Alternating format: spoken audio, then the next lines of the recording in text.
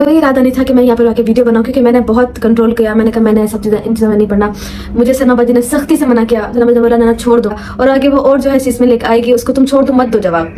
अब तक मैंने बहुत कुछ देखा है, ठीक है, तो अब ये चीज़ भी देख लूँगी। बाकी जो है मैं अपने लिए मैं बस एक दुपट्टा पहन लिया, क्योंकि मैंने कहा मैं और तो कुछ नहीं कर सकती हूँ, बस मैं कलमा पढ़ के अपनी गवाही दे देती हूँ कि ला इलाहा इल्लल्लाह मुहम्मदुर रसूलुल्लाह। मैंने कभी शराब नहीं पी, मैंने कभी किसी लड़के के सामने शर्ट चेंज नहीं की, और ला इलाहा इल्लल्लाह मुहम्मद रसूलुल्लाह। मैं अगर जॉब पर जाती थी, मैंने कभी गले मेरे बड़े पहन के मैंने कभी किसी को लुभाने के लिए ऐसा कभी नहीं किया। मेरा खुदा जानता है कि फिर मैं जानती हूँ, सबसे बात करती हूँ। मेरी है आदत कि मेरी आदत है कि मैं सबसे बात करती हूँ, लेकिन मेरा किसी के लिए दिल में मतलब ऐसा कुछ भी नहीं है। मैं हर किसी से, हर कोई भी, मैं सबसे प्यार से बात करती हूँ, कोई भी उठ कर, ठीक है। और कल अगर मेरे साथ अलीना गई थी, मैं कसम खा कह रही हूँ, मैं अपनी माँ कसम खा के कह रही हूँ, हमारा सिर्फ इतना मकसद था कि हम बैठ के बात करें। मुझ मैं कैसी भी हूँ, लेकिन मैं कभी भी यूट्यूब पर आके मैंने कभी किसी के लिए कुछ गलत नहीं बोला, कभी किसी के कैरेक्टर पे बात नहीं की मैंने। मुझे सिर्फ इतना बता दीजिएगा कि कुरान शरीफ कौन बगैर दुपट्टे के उठाता है? कौन उठाता है बगैर दुपट्टे के? क्या उस टाइम किसी ने वजू किया हुआ था?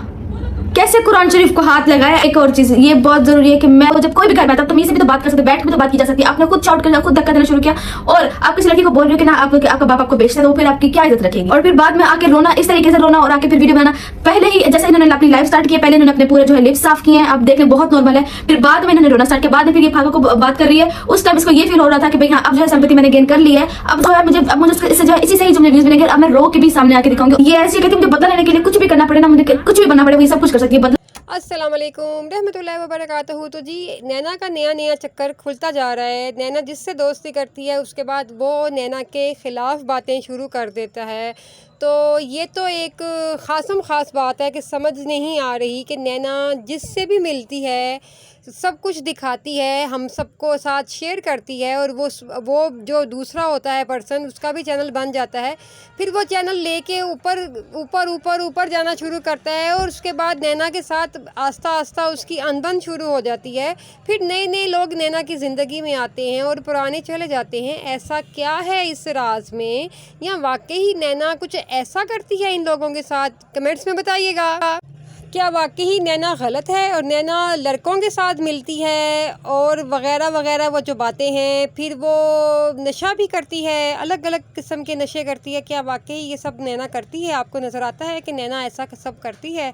और ये जो लोग नैना के बारे में बातें करते हैं, क्या वो सच है? तो कमेंट्स में बताइएगा, आपके कमेंट्स का इंतज़ार रहेगा। मुझे तो समझ अभी तक ये नहीं आई कि जो लोग नैना के साथ होते हैं वो फिर नैना के ख़िलाफ़ क्यों हो जाते हैं, और ये सब कुछ हमें नैना के लिए ही क्यों मिलता है? क्या वाकई नैना बहुत बुरी है, या फिर वाकई नैना बहुत अच्छी है? क्योंकि अक्सर लोग अच्छे होते हैं और दूसरे लोग उसको आके ना, वो कहते हैं ना, ढस लेते हैं और उसको यूज़ करके चले जाते हैं। कमेंट्स में बताइएगा आप क्या कहते हैं।